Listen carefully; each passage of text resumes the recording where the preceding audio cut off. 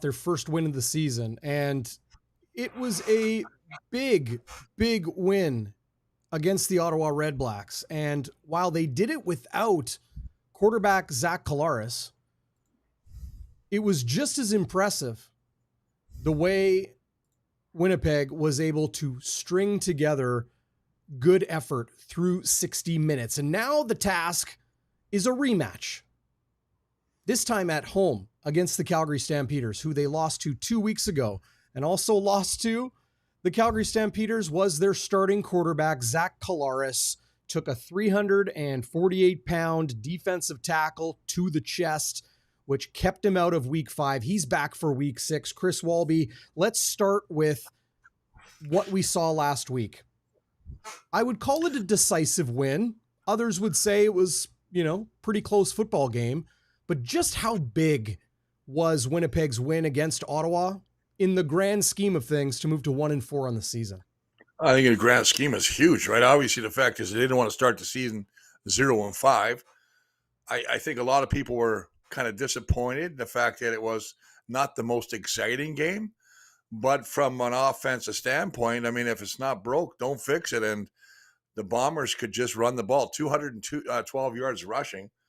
When you look at Zach, he goes out, Chris Streveler comes in. Everybody knows he's going to run the football.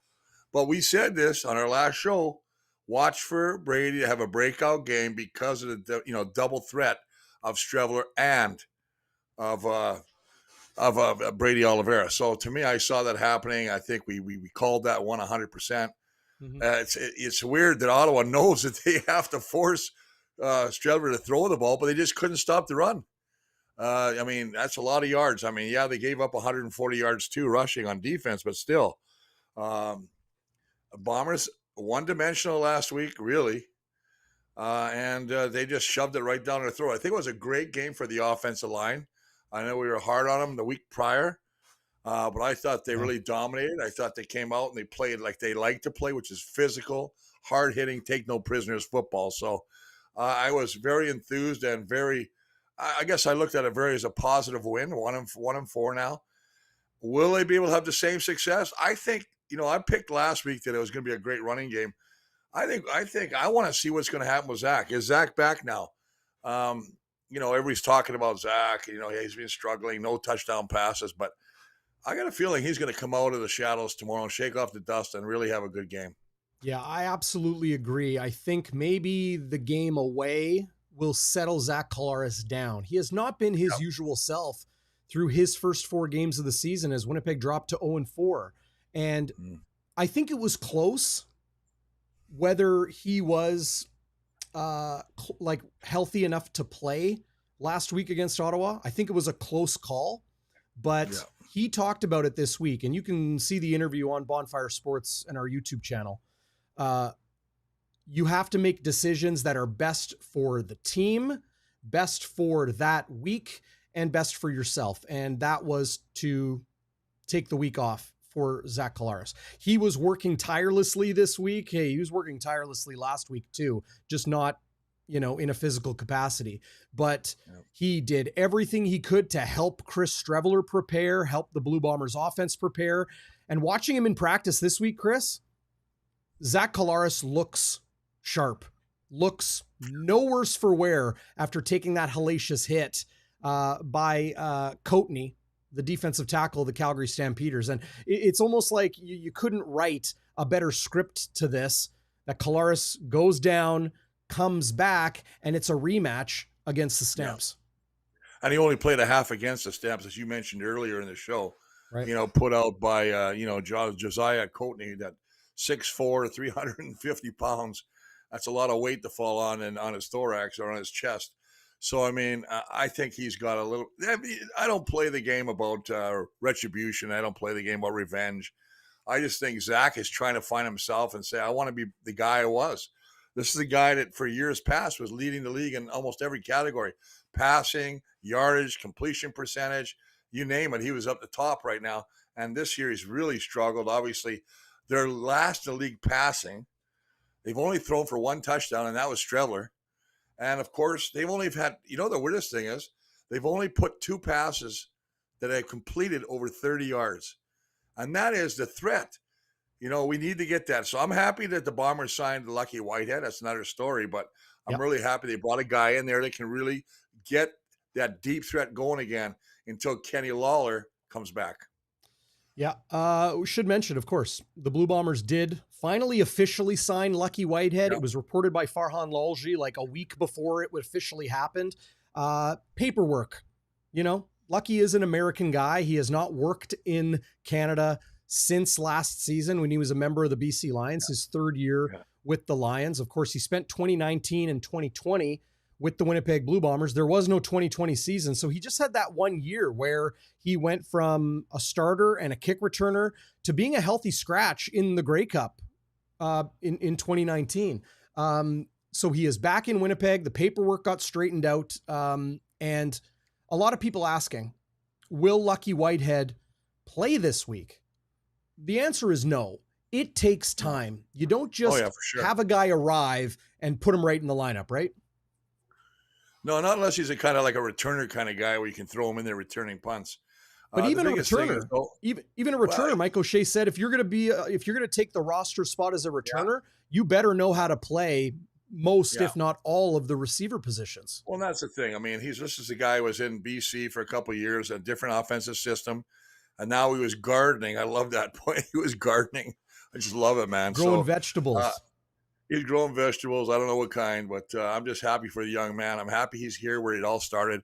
Listen, anybody who looks at some old film on Lucky and see what he played for the Dallas Cowboys, he was mainly, he caught some passes, but he was mainly a returner. So he can do that. But again, he's had injury issues. And that, when you get a good salary in BC, they say, listen, we got all these great receivers in BC right now, and they're playing fantastic football right now. There's no room. We just have so much money to go around. And if you're hurt all the time, basically they're going to cut their loss. But it's a good pickup by the Bombers. And I think that once we get Mr. Lawler back, I think that's really going to add to our passing game. And the deep threat will be back. And I think that's what Zach's waiting for. But again, he's got another week with these receivers, Ontario Wilson and, Clarius and Wolotarski and Josh Johnson. So, I think it's a good thing. I really got a good feeling about Zach. I know, listen, there's nobody that competes harder than him as far as inner. He's looking at himself saying, I know what I can do. I've been there. I've been the MOP. I've won Grey Cups. I've done everything. I just got to get past that. It's almost like he's got to shake that rust off. Let's get it going, man, and get some rhythm. And I guess that's what I'm looking for. If he gets into a rhythm, look out. And I really think he wants to do that, and I think he will do that. Now, that's not to say that Calgary's going to let him do it, because Calgary's a pretty good team. Defensively, they're pretty good. They give up a lot of yards. They give up about almost 400 yards offense to the defense of Calgary. So, there's opportunities there. But again, I don't want to go away from Brady, and I don't want to go away from anything that he's going to bring. Mm-hmm. But I think if they can get some balance this week, that's a huge thing. If they get some balance, I think you're going to have Zach and that offense really start to fire up the engine. We have got so much to get to on game day Winnipeg ahead of Bombers Stampeders, the second and final meeting of the season between these two teams. The Bombers lost by 3 to the Stamps a couple weeks ago. So you play a team twice. They're in your division. Of course, Winnipeg wants to win by 4 if they need that tiebreaker. Of course, Chris, that won't come into the equation, right? No, but there are so many important things we need to touch on the show today. Just a moment ago, Redha Kramdi fined a maximum amount by the Canadian Football League for his late high hit on Red Blacks quarterback Drew Brown as he slid to the turf. We will watch that play and look at it. We're going to talk about Kenny Lawler and when he might be able to return. We'll talk more about Lucky Whitehead, the Blue Bombers receiving group, and when we could see Lucky Whitehead in the lineup, as well as the other Lucky on the defensive line, Lucky Ogbevoen, who is going to make his Blue Bombers debut on the roster this week.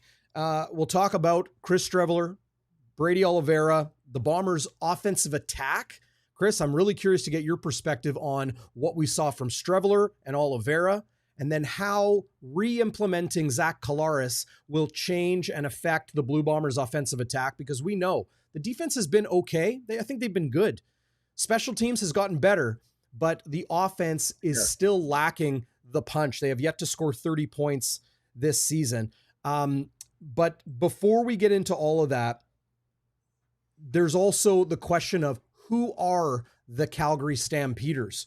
They started the season with a big win at home, 32-24 over the still winless Hamilton Tiger Cats. So how much you put into that win, I'm not sure. Week 2, they go to BC. They lose quite handily, 26-17. Then they have their bye in week 3. They win against Winnipeg, 22-19. We know how that game went. Winnipeg pretty much gift wrapped that game for them. And then last week, they give the Montreal Alouettes a pretty good fight. 30-26, they lose in Montreal. So they sit at 2-2. But this is my question to you, Chris.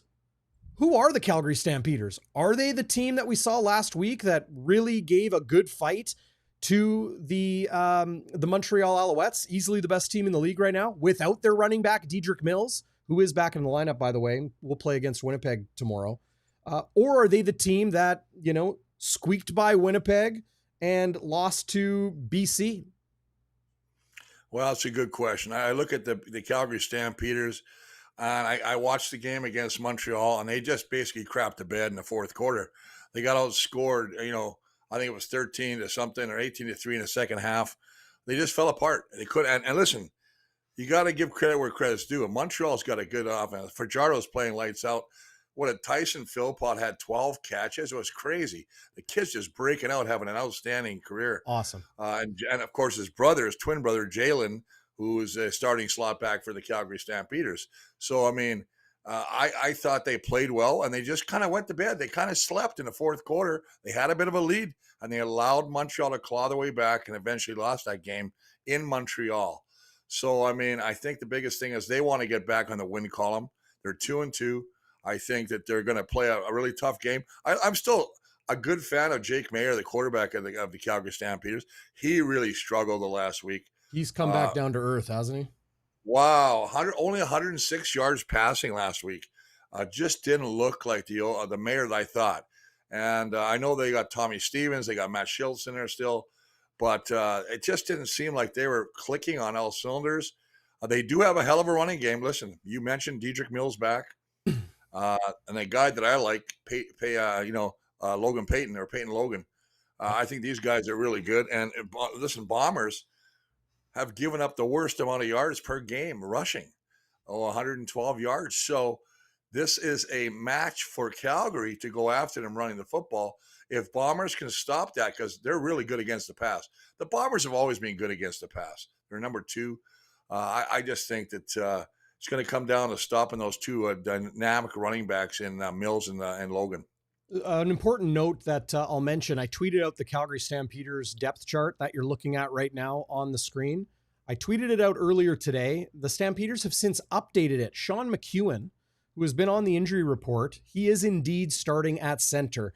That is not something to just mention and forget. Sean McEwen, perennial all-star, and when you have your dude right there in the middle of the offensive line and Dedrick Mills returning to the lineup, that is a huge advantage for the Calgary Stampeders offense. But you mentioned some of those weapons that they have and the run game. Of course, the Pride of Transcona, Zach Williams, always starting at right guard. Josh Coker will be seeing a lot of Willie Jefferson. And game time decision on Dimitri at left tackle, which is interesting. But Clark Barnes, incredibly talented Canadian receiver that I think the Blue Bombers really wanted in the draft. Calgary was able to snag him first. We know how dangerous Reggie Begelton and Mark and Michelle are in the receiving core. And then, of course, the Philpott brother. They got lots of pieces there, Chris. But for the Winnipeg Blue Bombers, and I'll pull up the Bombers defense right now, the only change we're seeing from last week to this week is Lucky Ogbevoen at defensive end. It was Ali Fayad, number 52, who started the last 2 weeks at defensive end. The Bombers released him. Didn't put him on the practice roster, didn't one game injured list him. They outright released Ali Fayad, and they're deciding to go in a different direction to bring Lucky Ogbevoen off the practice roster and put him into the lineup. Yeah, European player, Ogbevoen, and then obviously you got the start. The kid's the 8th round draft pick, Owen Hubert, getting the start at the opposite defensive end spot. So they must like start. Well, okay, it's listed here, but I mean, obviously they can go. You can put Jamal Woods there. You could put, Devin Adams. But you did mention one guy, and that was, I thought that we were really critical of him going into the last week against Ottawa. And I thought Willie Jefferson had the breakout game. Did he ever? I thought Willie was back to being Willie. Just getting around that. I got a sack. I thought he was just creating havoc as he always does. It was nice to say. It almost looks like, you took the leash off him and let him go. You don't want to put him in a cover situation. I mean, he can drop back. There's no doubt. He's had interceptions a couple times in his career. But when he comes full force, he's going to give those tackles, whether it's Demery or Coker. They're really going to have their work cut out against Willie. But am I going to go if this is a lineup and they're going to line up Hubert and Ogbevoen, I'm running the ball right at him. I really am, guys. I'm going right at that right side there. I'm just going after him. I would rather run opposite Willie. Make Willie, track it down from behind. But let's go right to the right side. And there's Willie. You can see, look at that. Getting in there. He's a one-man machine. He just wrecks. I mean, he creates so much havoc when he is playing Willie ball. I call it Willie ball. He gets a play early in the game, and that's the worst thing for an offensive line or an offense, is if a defensive player has a great start, you're like, oh, boy. And that was inside swim move that he did on the right tackle from Ottawa. Just a beautiful move. One step out, right back inside, beats him clean. And you're right. That's just fantastic to watch. And you're going to see on this play, he just does the opposite. He races all the way around. Now, look at this lineman. He thinks he's going to push him by. And then the big paw comes out. And there's Willie, and he gets him over, causes a fumble and recovers it. I mean, he is that's the kind of guy he is, man. I mean, he's a one-man wrecking machine. And I love when Willie plays Willie ball. I'm going to pull up this one here. This was in the 4th quarter, and I asked Willie about this, and he said, well, I'll mention this because this is funny. I asked Willie Jefferson about this, and you can check the interview on our YouTube channel. And I said, there was an instance of holding. Like, there's holding on every play, but there was an instance of holding in the 4th quarter. He said, my mom can see it. My wife can see it. Everybody who watches football can see it. But I won't talk about it. He says, I'm not mad at the refs. But take a look at this play, Chris, as an offensive lineman. Okay. This was with 3.5 minutes left in the game. Here's Willie working on the left side. Same tackle. This is Zach Pelios. This is unbelievable. This is a wrestling move. Look at this. Just tag and pull him down. How he got away with that is unbelievable, because that should be 15 yards back. That's a definite hold. And, I mean, come on. That's like, last time I saw a move like that was at the Calgary Stampede. Bull riding. Put him down, baby. Put him down. And look at Willie just going down. I mean, he's looking for the flag, and there's no flag. And I agree with him. Even Willie's mom and wife could call that, because that's definitely a holding call. And as an old lineman, boy, that left tackle or that right tackle on that play, he got away with one right there. He was thinking, I'm looking for the flag. So is Willie. And then, of course, the running back takes off, or the quarterback takes off and picks up a first down on the play. But I think Ottawa last week also, with the loss of Drew Brown, I think they're just not the same team without him. And I know they did good things with the backup Crum last year, but it just deflates you when your starting quarterback goes out. Now that you think that didn't have the same effect when Zach got hurt in Calgary? I think it was the same thing. A little bit of the air goes out of the old balloon. Now, you're starting to think, there's my starting quarterback. He's out. Not that we don't have confidence in Strev, but when he went into that Calgary game, he hadn't thrown a pass yet that year. So, I mean, that was a big thing. And then, he did lead him down. Got to Wolotarski for a touchdown. And then last week, I think I was looking at, he has 79 yards rushing. And I believe he was responsible for 11 of the 19 first downs, just with him running the ball. Yeah. And that's Trev. I'm not talking about Brady. Yeah. So, they're going to watch him. He's going to be third down or second down and short. He's going to be there all the time. He's going to run the ball. And he can go up the middle, but he loves to take off around the side. He really does. Chris, I want to show you this clip of Chris cut me off. All right. There you go. No, go ahead. I'll go. I'm finished. Okay, I'll just take a sleeping pill now. I thought Winnipeg did a good job of making the pass game a little bit more simple for Chris Streveler. Here he is finding Kevin Sklersius, who kind of comes from an inside slot back spot. Like Streveler has struggled with some of those crossing routes. Yeah, what they did with Sklersius here is they just sit him and make it an easy short pass game for Chris Streveler. I thought that was incredibly important and something that stood out to me. Go ahead. I don't want to cut you off again. No, you did a good job of cutting me off the first time, but that wasn't bad. No, seriously, I'm cutting you off now. Okay. Because the thing I like about Sklersius is he finds the hole in the zone. That was zone coverage. He comes in and he just sits in a hole. And that's a nice job of catching it. I believe the strong side or the dime back has to come over. Pickett, I think, had to pick him up after. Mm-hmm. But the thing is, that's a good job of quarterback seeing it and receiver knowing where to go and sit in the hole of the zone coverage. So that was a good job by both of them. Yeah. Before we look at the Redha Kramdi hit on Drew Brown, I did want to draw attention to this. This was in the third quarter, and this was weak side linebacker Frankie Griffin spearing Chris Streveler. Now, there was no, I don't believe, supplemental discipline for this, but it was a major penalty to Frankie Griffin, and TSN's going to do a good shot of it here. Yeah. This is what spearing is. This is leading with your helmet. Yeah, and there's no reason for that. And the fact that Trevor already had it committed to sliding to going down. He's going down right now. Now, he's almost, look how he's just waiting for him. I mean, he's not even, he's just, he's got the helmet lowered. He's just going to make contact. But that Streveler is going down right now. You just have to touch him. There's no reason to lead that with the helmet to helmet. And that's a good call by Strev, because Strev got up and he was saying to the ref, come on, man, what's going on here? I'm not trying to take, run over. Look at that right there, see? Mm-hmm. I mean, and then you got to be fair, DB, as a defensive guy, and they're sliding down, and they know that Streveler is a solid running back. He's like a quarterback with the running back. He is a running back, no question. So the thing is, you want to make sure you take him down, right? You want to make sure he goes down. So, I mean, it's almost like that guy, Griffin, closed his eyes and just waited and then just kind of popped him. You're right. No call. No, there was a penalty, I believe, as you said. That was a good call there, DB. Oh, yeah. But, yeah, obviously they reviewed that and didn't feel like it was worthy of a fine.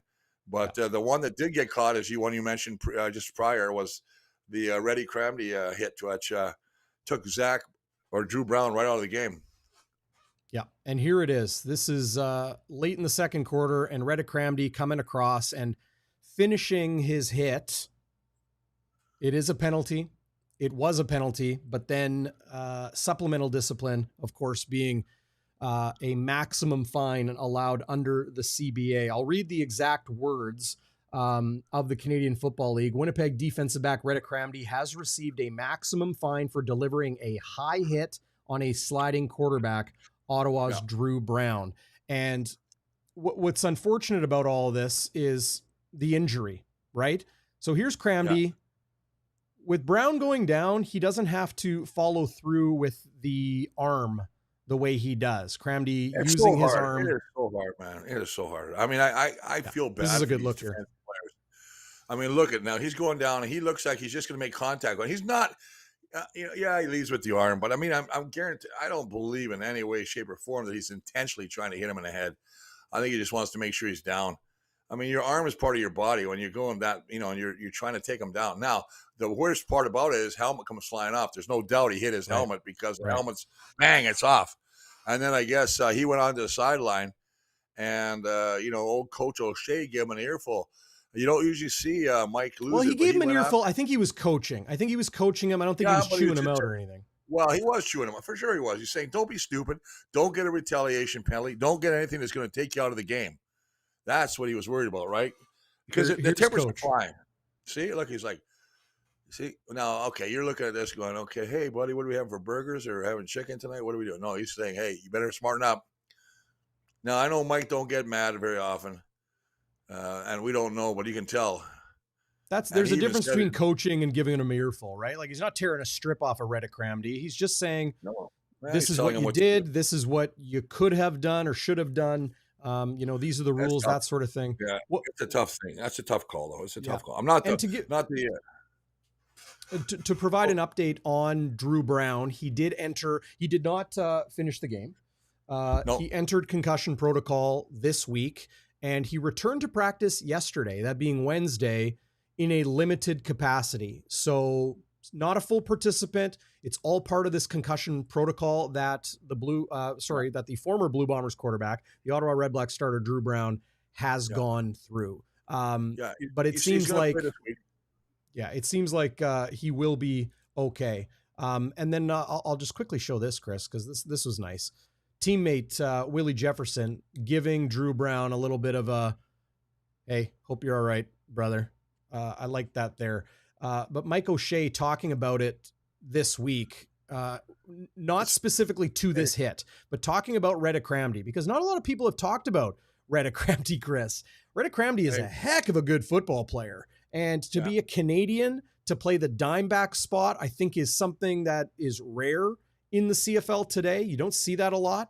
He plays physical. He plays on the edge or to the edge, as Mike O'Shea puts it. Plays like this is a quote, like a prick on the football field. But if you run that back, put that play on there, watch the right tackle again for Ottawa. This is the second time before Drew Brown takes off with the ball. If you can pull that back up, sure. I believe the right tackle got away with it again. Another holding call. It's just something I just watch. I always like to watch the right. So where is this, the Drew Brown here? No, that's a sack. Oh, you know who it was? It was the right guard. All right, guard. Okay, somebody really that other look. I think you can see it on this one. Right here. Just look on Woods. Absolutely mauls Devin Adams. Yeah, Adams. Right here. Right. Took him down straight here. Look at him. He's got his arms in all the way around him. I mean, God, I remember my first wife and I used to hug like that. Man, I tell you. Ooh. On the honeymoon. Sorry, man, did I mean honeymoon? Yeah, that's a sweet. Chris, how much holding goes on uncalled in pro football? You got to hold. I mean, come on, man. I mean, the old style. You have to have your hands. You have to hold. I mean, we talked about it all the time. You guys figure out different ways to beat it. You grease up. You spray yourself. They put thumbtacks in. We played the games. Not anymore. Well, no, because they check your equipment more, but they still. Don't tell me they don't grease up, man. Oh yeah, everybody greases up. Silicone. They just say my sweat's a little greasy. They're like, is that kind of? Well, no, you spray silicone on your jersey, and it's really tough. I mean, and these guys are wearing gloves, and they try and put tack stuff. Not so much tacks anymore, but they did have tacks in their fingers.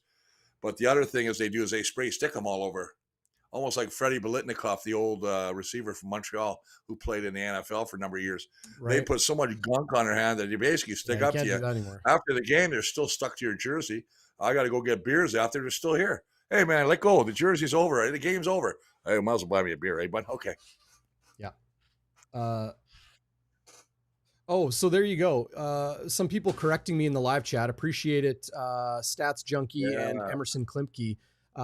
It was Tobias Harris, not Frankie Griffin. Tobias Harris received a maximum fine for the high spear on a sliding quarterback, Winnipeg's Chris Streveler. So both of those plays, given the maximum fine, people asking what that is, some joking, is it $49.95? Haha. These are professional athletes, and they work every single week to get their paycheck, just like you and I, blue collar. And I believe the maximum fine is half a game check. Maybe it's a full game check. I'm gonna have to check on that. I don't know if it is either. I think the Players Association protected you unless it's something so malicious where you're actually intent. Remember the kid that played for Saskatchewan, Marino? He was defensive lineman. They let him go eventually because he was just taking too many fines and he was trying to hurt people. There's a difference between rough and aggressive and actually with the intent to injure. Redha Kramdi was not trying to intent to injure on Drew Brown.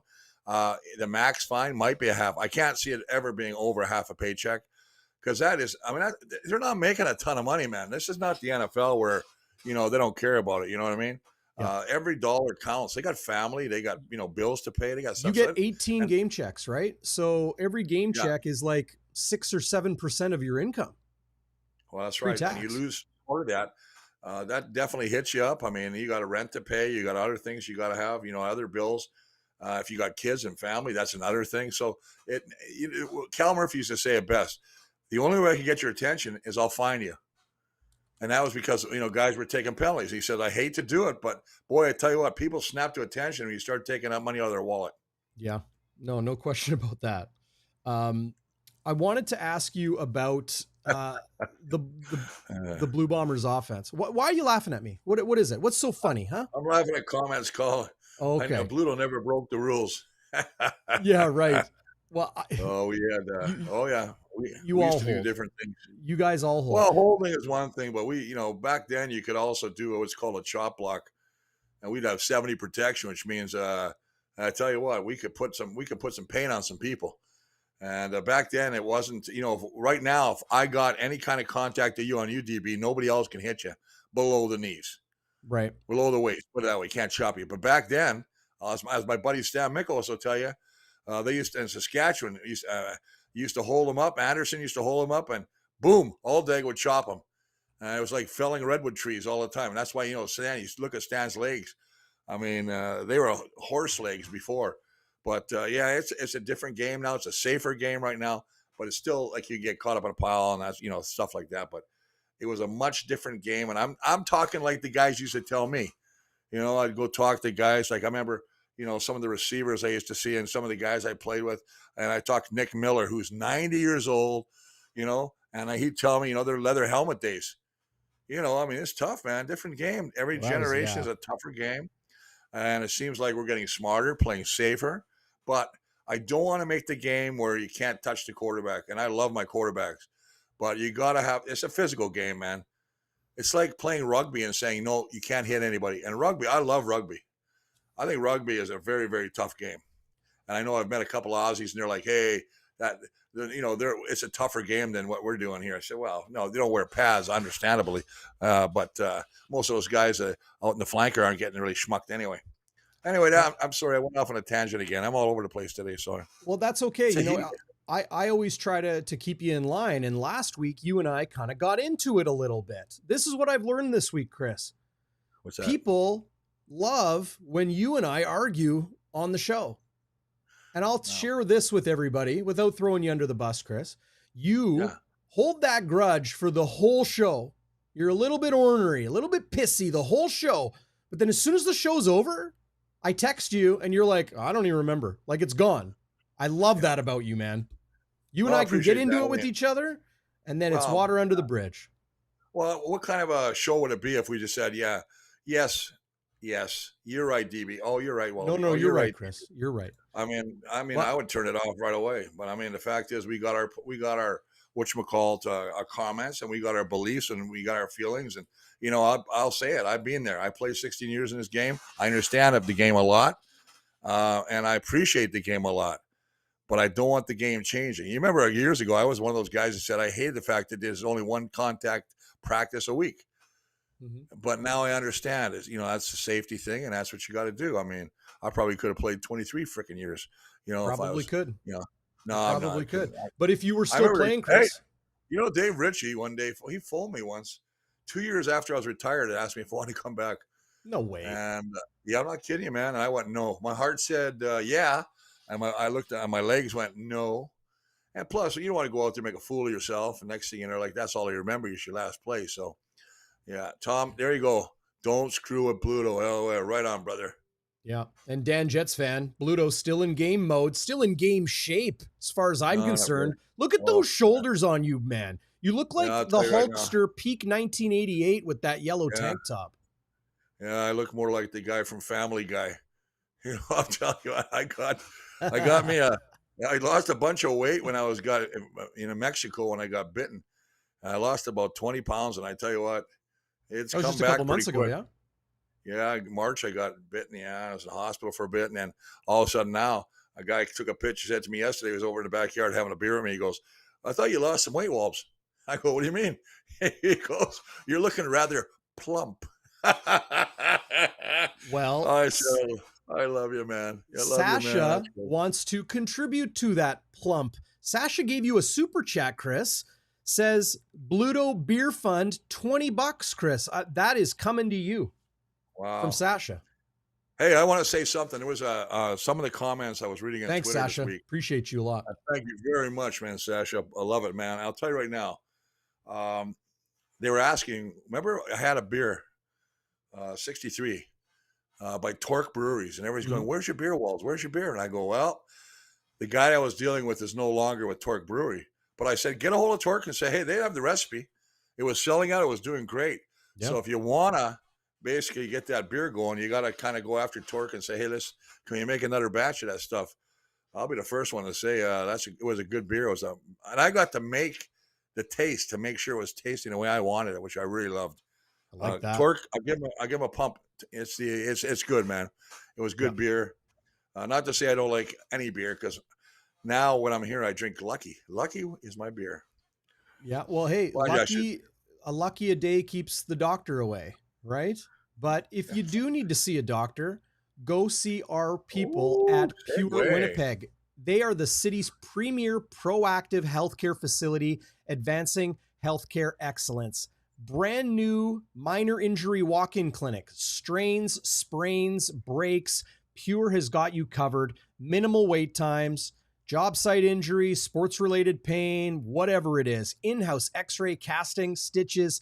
They'll get you back to enjoying summer in no time.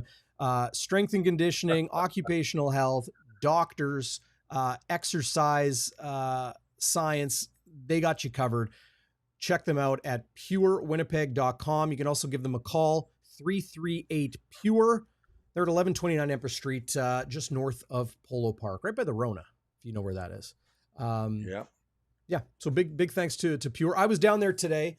Great people. Continuing to support us. I didn't see that. Yeah, I didn't see it. This is the largest one they had, so I couldn't hook you up. Well, I was just going to say, does it come in men's size? Because I mean, that looks like a little kiddie shop there, buddy. Come on, man. Look at this. You're at Walmart in the kids section. Yeah. Well, what is that? A size? What is that? That's about a medium, a small. What is that? A small? Well, I did lose some weight myself with the Allurion Balloon program at Pure. I did. This is a large. No, that's not bad. Look at you. Okay. You got big buffalo. How do you see the Blue Bombers offense, Chris, with the success they had running the football over 200 yards on the ground, lots of Brady, lots of Streveler, but now you re-implement Zach Collaros? Should Winnipeg keep Chris Streveler as involved, or almost as involved as he was last week? Absolutely. And we saw that when Streveler was here years ago. We saw that he'd go third down or second and short, and he'd stay on the field for next play, sometimes a series. So I think that's a great thing. I would definitely not just bring him in for short yardage. I'd keep him in for some plays. And I know Buck Pierce, the offensive coordinator, has got a game plan with Strevy in mind. So I think that's what they got to utilize. Like I said, he is a weapon out there. And I said this before when he played in Ottawa, when he started against Ottawa last week. Nobody wants to come up and meet the big man. They want to tackle this guy. He's a horse. So, I mean, I think you got to beat up the Calgary Stampeders. And they got a little taste of him because he played a half against the Stampeders last time. They know he likes to take off with that football. But now you got a healthy Zach. You got, I think, a Brady Oliveira who's coming into form now. I thought he had a great game last week. 129 yards rushing. He was breaking tackles. He was getting those pistons he calls legs, kept going, marching, pushing forward. And again, the O-line. I love when the O-line gets behind and starts pushing. Push the pile. And I saw that. Brian, Dobson, Kolakowski, Neufeld, Lofton. I thought they had the game. And that was the best game of the CFL, to me, so far this year, the way they played. Yeah, I absolutely agree. I think the re-addition, I think it's almost really good that Collaros comes back this week against the same team that he got injured against, because he didn't get to finish that game. And you talk about some of those internal motivators for a pro athlete or whoever to be able to return and go show what you can do against the same team that beat you and knocked you out of the lineup for a game, I think is just awesome. I think it's going to work to the Blue Bombers' advantage. I think another week of Ontario Wilson and Josh Johnson Myron Mitchell, the former returner, now as a backup receiver. Kevin Sklercius, a Canadian 2024 draft pick. Like, this guy was in the NCAA last year playing for like a kind of like a lower mid school. And he's now in the start. Like, he's the starting Z receiver for the Blue Bombers. Yeah, Oliveira has got some momentum going. Streveler's got some momentum going. I think the offensive line is playing a little bit more cohesive, as you mentioned, Chris. And for Buck Pierce, I think Buck Pierce has learned some good lessons through this 5-game stretch with only one win. That things are going to get better. Well, I think that, anytime you have all the injuries this team has had, the number of, you got like a whole payroll on a 6-game, whole team on there, the 6-game injury list. But I think the interesting thing is how they're going to, the Bomber defense. And as I said before, you've got a rookie who's listed as starting at the end, Owen Hubert. You've got Lucky Ogbevoen, the European player, who's basically a linebacker playing at that defensive end. Anyway, they got him listed over there. But having said that, I would go after them right away. And then I look at, conversely, I look at Calgary's defensive line. And you know what the weirdest thing is? They've got some guys here. Julian House there. You got Josiah Coatney, Mike Rose, who's a wrecking ball, James Vauders, and you know what? They don't have a sack. This defensive line doesn't have a sack. Wow. I mean, the only guy that's got a sack is Clarence Hicks. They've only got 2 sacks on the year. That to me surprises me when I look at the talent they have there. I mean, that's a horse. They're supported by a linebacking core with Micah Awe, Cam Judge, Micah Teets, Adam Konar, 2 great veteran Canadians there. Dozier at the dime back, playing in the box, dropping into coverage. Like, it's surprising that the talent of, you mentioned it, Vauders and Rose and Hauser, I think maybe lead the way. Coatney, of course, the 350-pounder that hit Zach Collaros in the chest at that other defensive tackle spot. That is incredibly surprising that they don't have any sacks this year, and that it's Hicks. Well, I mean, the DA. I got it. Yeah, and Hicks had the nice interception at one time. He dropped back and got an interception off of whatchamacallit, off of Zach. I think that it'll be interesting to see how these guys play. They're pretty good. They're giving up a bit of rushing yards, but I'm looking at this is going to be a good game for us. They're starting a new kid on that cornerback, on Tyler Richardson.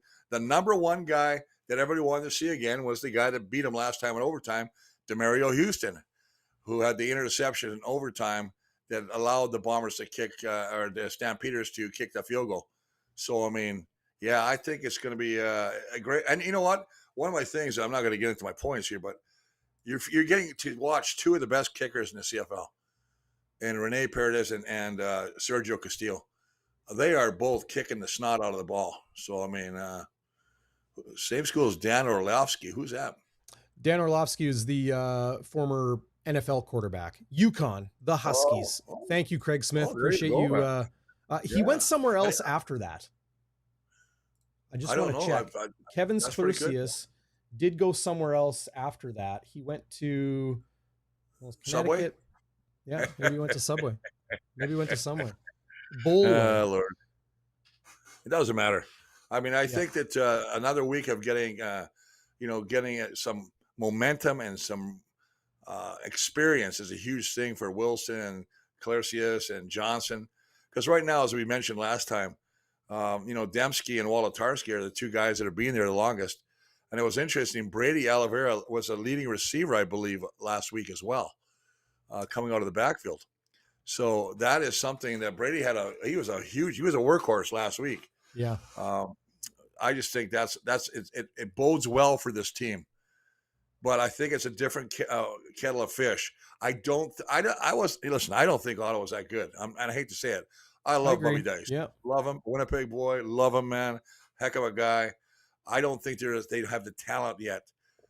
But then I look at, Dustin Dave Crum. Dickinson.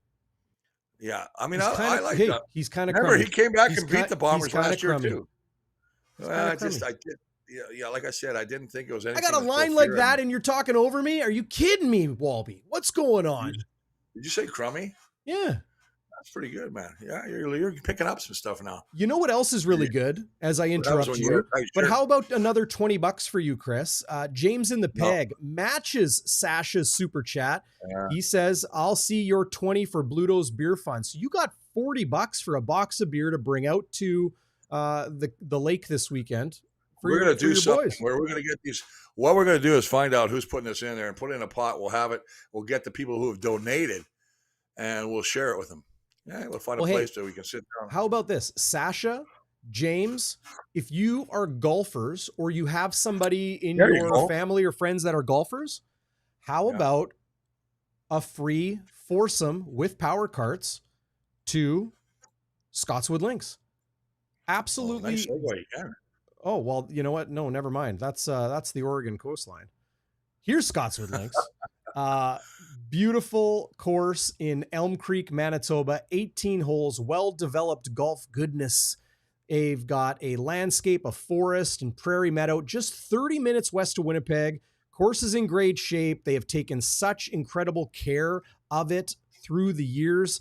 Countless renovations, enhancements to Scotswood Links, new clubhouse, restaurant and lounge. I call them the perfect patio to kick back with your friends. Really good food, cold drinks, and awesome banquet facilities to host your next special event. You can check them out online, scotswoodlinks.com. That's Scotswood with one T, scotswoodlinks.com/bonfire. And you can get a nice promo special on a foursome with power carts. But here's the thing, James in the Peg, Sasha, I want you guys to reach out to me. There you go. You can send your email by text to 816-TIPS. That's 204-816-8477. Text me your email address. I will send you a foursome free of charge. Power carts, foursome to use at Scotswood Links. How's that sound? That sounds great, man. I tell you what. Yeah. I think that's a great way to do it there, buddy. And I really appreciate the Pure. And I also, Scotswood Golf, we love the fact that they're with us on our show. And great people. And you know what? It's good people, man. That's what it is. I mean, I'll tell you what, tomorrow, I'm telling people today, hydrate. It's a hot bugger, 31 degrees right now. Beautiful outside. It's Craig Smith, beautiful looking golf course. No kidding, man. And then, of course, tomorrow is another beautiful day in Winnipeg. Good day for a game. So, make sure you've got plenty of fluids in you. And it doesn't have to be the cold ones. It can just be water. And sometimes I drink water. But somebody said you drink too much water, it's not good for you. So I try to stay away from too much water. That's not true. What is that, a Tom Brady quote? I don't have to. What's Tom Brady's book called? I don't know, some stupid book. I love the one line, that he's got 8 rings. Well, 9 if he gets the one that his ex-wife gave back to him. 7 rings, 8. Yeah. Oh, way to correct me on my jokes, man. What do you watch? You're going to say Tom Brady has 8 rings? I don't know how many rings has he got. He's got 7. He's got a lot more than I got. I know that. Yeah, he got a lot of money. That guy. Some great questions here from the live chat. Thanks everybody for joining us live here on the show. Of course, it's always available on demand on your podcast app. YouTube, Facebook, Twitter, X, and still trying to get the streaming going with Instagram. But you can find links to everything, bonfiresports.ca. Go to our YouTube channel, youtube.com/bonfiresports, and you'll find interviews with Collaros and Willie Jefferson and Lucky Whitehead from this week. A great conversation with Dietrich Nichols and Adam Bighill, and so many other players and coaches from weeks past. You'll enjoy all of that. But if you're in the live chat right now, hit the thumbs up, subscribe if you're able. Would appreciate that a lot. But the best thing you can do is share Game Day Winnipeg, Game Day After Dark, our live post-game show that we always do here on the channel. Share it with your friends, your work friends, your neighbors, your people, your Bombers crew. Just mention it. Hey, why aren't you watching? Why aren't you subscribed? That's the best thing you can do to help us. Robert Campbell mentions, Chris, how close is Kenny Lawler to returning? He has been spotted with the cast off of his arm. Yeah, he was doing push-ups. I saw that. So obviously he's trying to do everything he can to strengthen. You know what? They can put protection on that arm. They'll wrap it. They can put a little cast on it. He'll probably have a cast on it anyway. And then you just got to put a foam around it because you're not allowed to have that hard stuff on you in a game. You have to protect the arm, but you also got to protect it in case it hits somebody else. So, but can he play with that? I don't know. We'll have to see. But I didn't know this. Good comment by Dan, Jets fan. It's a wear white game. Yes. They're taking a page out of the Jets. The wear white. The Bombers are going to be wearing their road white jerseys, and it's going to be a blazing hot one too. So it's a good game to have it. Well, yeah, I guess not bad, eh? But I was thinking about that too. And I also was going to say this as we're getting close. That's funny. T12 book. T12 book, $6. Tom Halleck, T12 book, Tom Brady's book. Bought that at Value Village for $6 a couple of years ago. I like that. That's funny, man. That's funny. I believe Kenny Lawler will still be a few weeks. I think he will still be some time. I believe, I don't know this for sure. I believe he had surgery to repair that arm. Okay. He's not going to be back next week. Okay. Is Lucky Whitehead going to be in the lineup next week? Possible. I doubt it, but I could be wrong. But listen to this. That's the point. I believe, and correct me if I'm wrong, and I'm usually not, don't they have a bye next week? I believe they're going into their bye week. No. What do you mean no? Who do they play next? Winnipeg? They're in Regina July 19th. They're in Toronto July 27th. They're home to BC August 1st. And then they have their first bye. First week of August. Kidding me? Well, I better change my plans. I'm golfing in the Bomber tournament. I thought it was in August, and then my good friend who does my finances, he's the president of the Alumni Association, Brendan Rogers, and Peter Pajovic, phoned me and said, "Are you ready to do golf with the Bomber golf tournament?" I said, "Yeah, in August." He says, "No, it's just Tuesday." I go, "What?" So I got to golf on Tuesday, and then I'm golfing in the here's a little promo, Jeffrey's Restaurant. Yes. And I'm going to actually talk to them at the golf thing and see if they may be interested in coming on board with us. But I'll wait till I get them with a couple of drinks. Yeah. And that'll hit them up. That sounds good to me. I thought it was a bye week. I don't know why. Yeah. They got bye weeks will be week 10, 15, and 20. So that is a week into August, 2 weeks into September. They'll play September 7th, the Banjo Bowl, and then have a bye after that. I think that's a good time to have a bye. And then week 20 will be mid-October. That's their third. They always get that. They always put buys at the end, but I can't believe they're going to go through like 10 games before they get their first bye. And some teams have had 2. I mean, who would have knuckleheads putting a schedule together? 9 games and a bye, 4 games and a bye, 4 games, then their third bye, and then they go to Montreal October 26th, final game of the regular season. Their final 3 games of the year are against the East Division, and the only game against the West, they have a back-to-back against Edmonton coming out of that Banjo Bowl bye. So their final 5 games, Chris, Edmonton, Hamilton, Toronto, Montreal. So they need to make hay while the sun is shining, if you will. They need to win against the West now. And consistently. It's going to be very important. And we're watching it. The players, Edmonton signed Oakman, and they signed Derek Moncrief. They're bringing in some veterans in that into that locker room. So I'm going to see what they're doing. Some of the media magnets they are picking Edmonton this week to get their first win, and I see all these other guys are dogging on Hamilton, but I tell you what. Bo Levi is not playing bad for Hamilton. Bo Levi is lighting it up. Yep. But they just don't have much depth out there, and they're just not playing well. I feel bad for their head coach, Milanovic, because I think his record is like 1-16 or something since he's been a head coach. So it's not a great record. So these are the current West Division standings. Saskatchewan leading the way at 4-0, BC 4-1.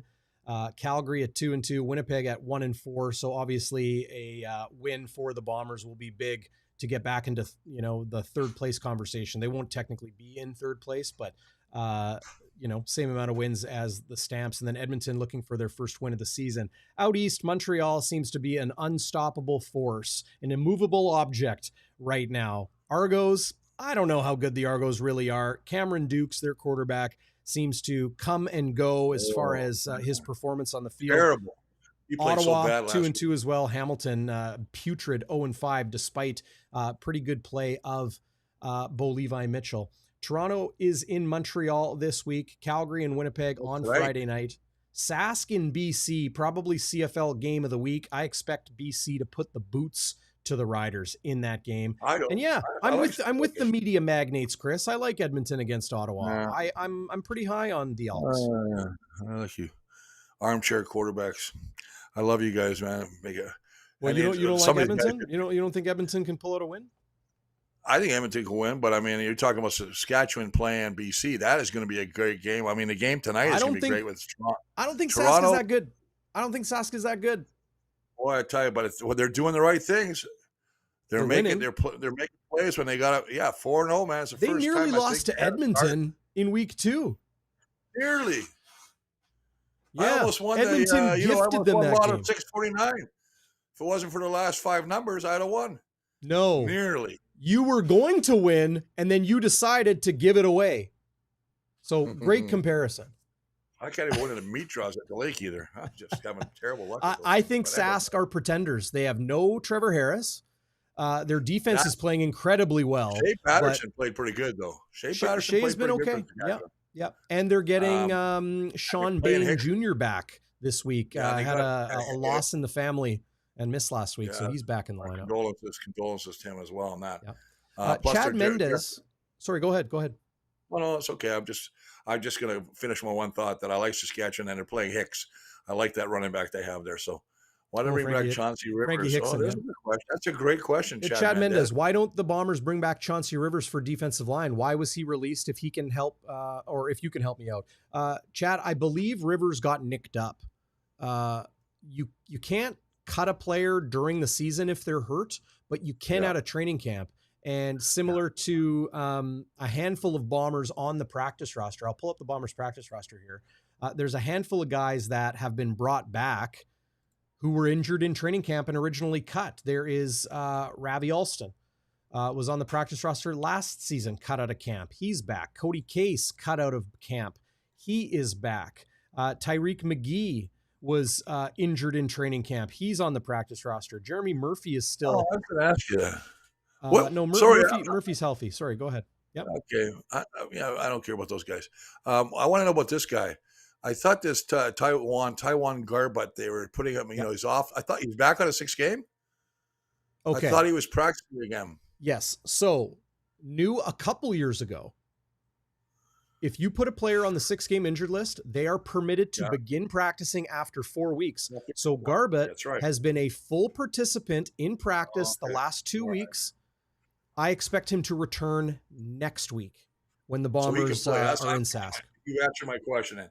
Because, I mean, obviously they want to see what this kid can do in the live action, and he'll probably end up getting an opportunity to play. He was probably going to be the starter coming out of training camp, right? Really? I mean, okay, that's good to know. I mean, maybe this Owen Hubert just socks out everybody tomorrow. I mean, I hope that him and Ogbevoen have a great game. They're going to need it. Yeah, they're going to need it. But again, we're just looking at the depth chart. The depth chart is it's like a coloring book. You can always change the color, right? So you never know if this is true or not. Go outside the lines a little bit. The end spot. And then your favorite name. You always like to say it one time. Say your name. You like to say it every week. What, Tanner Schmeckel? There it is, man. I knew it. There you go. That's like you. You love saying that name. I think you sleep at night and you snore and go, Tanner Schmeckel. Well, I'll check on Chauncey Rivers. We'll see if he's still around, but I thought he was a pretty good player. MC Stormy says, hey, Chris, you ever thought about coaching? No. They offered me a coaching job a couple years ago. Bombers did. Yeah, way back when, before O'Shea. I don't know, it was O'Shea. O'Shea might have been here still. Wade Miller actually offered me a job, but it didn't work out. And, to be honest with you, after, just to help out with the O-line, I think, that's what they're looking for me back then. Before before the O-line coach who's here now. I think the O-line coach at that time is now the Calgary O-line coach. Oh, Pat Delmonico. They just asked. Yeah, I think they just asked me if I'd like to come out and help, and we were talking a little bit of contract. And that was pre-Bob Wiley and pre-Marty Costello. Yeah, and Okay. the thing about it is it's just it's such a time consuming thing. I mean, I've been in the game for so long, and then doing CBC and then doing this. I enjoy my free time now. I'm at that stage in my life Yeah. where I just don't think I'd be very comfortable sitting in an office for 10, 11 hours a day. So good question though, but no. Drax of the North. What is a thorax? Of course, Zach Collaros returns to the Bombers lineup. Will start Friday night against the Stamps. Missed last week with a thorax injury. The thorax, you can Google it. I mean, it's essentially the torso. If the terrible way I described it last week, Chris, was if you cut off somebody's head, arms, and legs, what's left is the thorax. It's the casing of the body that holds all of your organs except your brain and your skin. My God, you're sadistic. Yeah, it's a You're little a bit sadist. Look at you, man. That way to get really graphic. Hey, cut your head off, your arms off. Wow. Hey, do you know what it is now? I don't think I want to be around you at nighttime. Do you know what it is now? You know what a thorax is? Yeah. I don't know what a thorax is. My first time I thought it was one of those things from the cartoon movie where the Grinch was in there. What do you call those people? Right, a Dr. Seuss, the Lorax. Yeah. Oh, see, that's what I thought it was. I thought, man, he got invaded. Well, that's pretty good, though, Chris, my mind's all over. You can hear Zach Collaros talk about that. He says, it sounds like, I didn't know what it was. It sounds like a book that I read to my kids. Yeah. Vicky's right. Do you know what? It's weird you say that, Vicky. More penalties this year than I've seen in years, says Vicky Short. Bombers have been undisciplined. Point. I was looking at that at that stat today, and they are number 8 out of 9 teams for most offensive penalties, which is very unlike the O'Shea coach teams. They're usually number 1 and having the least amount of penalties. So I mean, I saw that last week too. The holding, they have to have 7 men on the line of scrimmage. That means you got to have one of the receivers comes off, you only have 6. You get a flag for that. It was just silly penalties. Mental errors are the ones that would drive me crazy. Yeah. But that's a great we got point, our first thumbs down of the show. Appreciate that. Wow. Be sure to not hit the thumbs up. Okay. Don't hit it. We got thumbs down. Oh, somebody didn't listen and they just hit the thumbs up. All those things are great to help us here on the channel. That's right.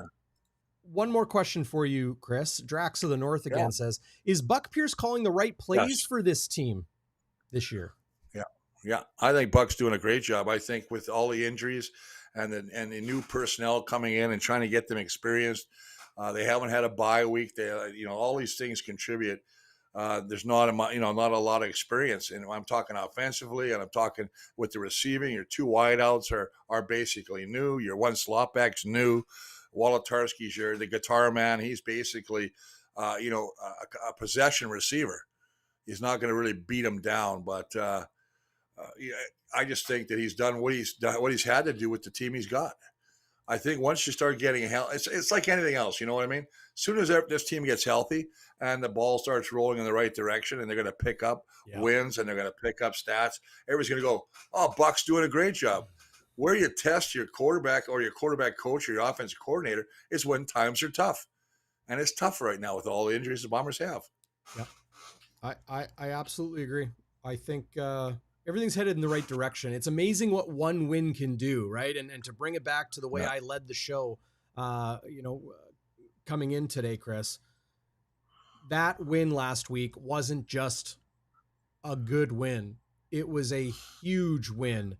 When you're sitting at 0-4, to get a win at home, to get a win without your starting quarterback, and frankly, just to win for the first time in this season, the win in over a month, absolutely huge for the Bombers. Yeah, I agree. I thought it was a great win for them. I think that a great comment again by Craig Smith. We love having him on there. The fact that Saskatchewan, I think, is the number 1 team in turnovers, but can they live off that? Well, the Bombers made a living off that for a number of years, where they're number 1 in turnovers, takeaways. And we saw that all the time. They'd be +5. The thing is interesting, the Bombers still are number 1 in total in tackles for losses. They're getting behind there. Mm-hmm. I know it won't last forever, but you know what? How do you say that? I don't understand that. It won't last. If the team's playing well and they're getting turnovers, that thing, it's just they're making. Well, they're 4-0. Just Winning every game won't they're last taking forever. advantage of opportunities. They're taking advantage of opportunities, and I think that can continue to go.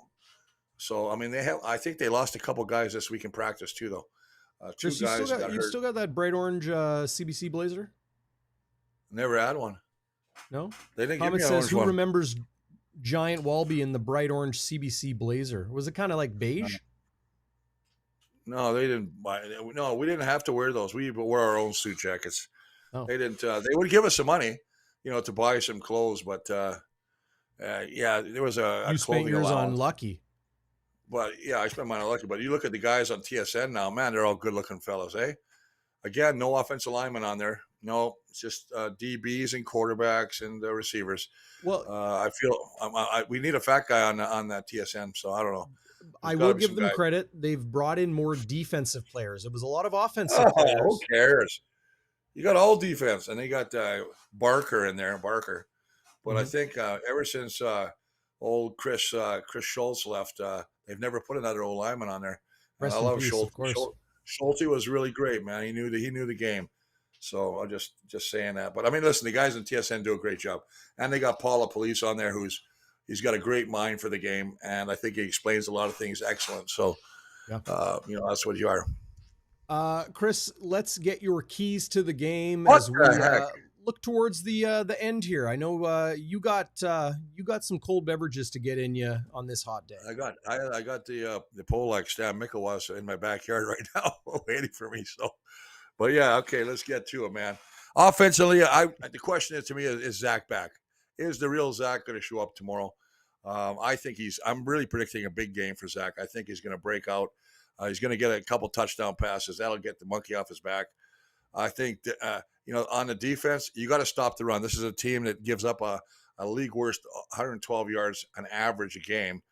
And you got to stop the dual threat because Calgary's got a great running game in Mills and Logan. So that's the big thing for me defensively. Don't let Jake Maier get any kind of confidence. If he gets on a roll, he can be. I remember the first game that Maier played against us way back in Winnipeg. I think he was like 17 of his first 17 passes. It was crazy. And as special teams, I think the Bombers are doing a fantastic. Coach Mike Miller, you got it in these kids now. They're doing a great job on punt and kickoff coverage. And it's going to be a joy. And I mentioned this early in the show there, DB. You get to watch two of the best kickers in the game right now. Now, I'm not knocking at Sean White of BC either because he'd be in that category. But you got Rene Paredes, who's now 13 of his last 13. He kicked the 52-yarder to beat the Bombers last time they played. And then you got Sergio, who was 12 of his last 12. He's 3 for 3 over 50 yards, and he's got the league best 60-yarder. So, I mean, you get to go watch two of the great kickers. And I usually don't give a lot of love to the kickers, but I'll change my tune this one time.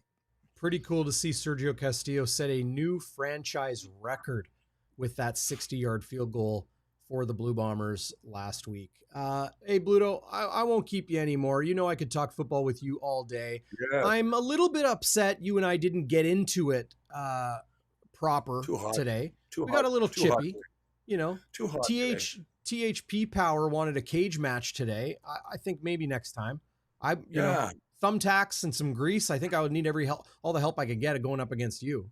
Crazy Viking. Who do they play next week? The Bombers are in Sask. Ooh, baby. I love that prairie rivalry. All right, I'll be jacked up. I'll bring my nasty game to you next week. Okay. I'm down for it. Scrapping. Hey, have a great weekend, right. Bluto. You too, buddy. Enjoy the game, guys. Seriously. Yeah. I wish, and I apologize, but I gave my tickets away already. Otherwise, I'd donate again. And congratulations to the guy that did get to go. Yeah, Tyler Chow won those tickets and appreciates it a lot. Yeah, we really like that. We like to do that whenever we can. But as I say, get out there. Make sure you hydrate today. Drink your water. Go enjoy the game at Princess Auto Stadium. I don't know. Are they still serving the Walby Burger there? I don't know. I haven't been to the game yet this year. I'm going to have to find out. Well, I have to find out. But I wish you all the best, buddy. Love you guys. Love all the comments. Love the sponsors. And I will talk to you later this week. Sounds good, Bluto. Have a good one. All right, man. Take care, You everybody. have a We'll great see day. you on Game Day After Dark. Okay.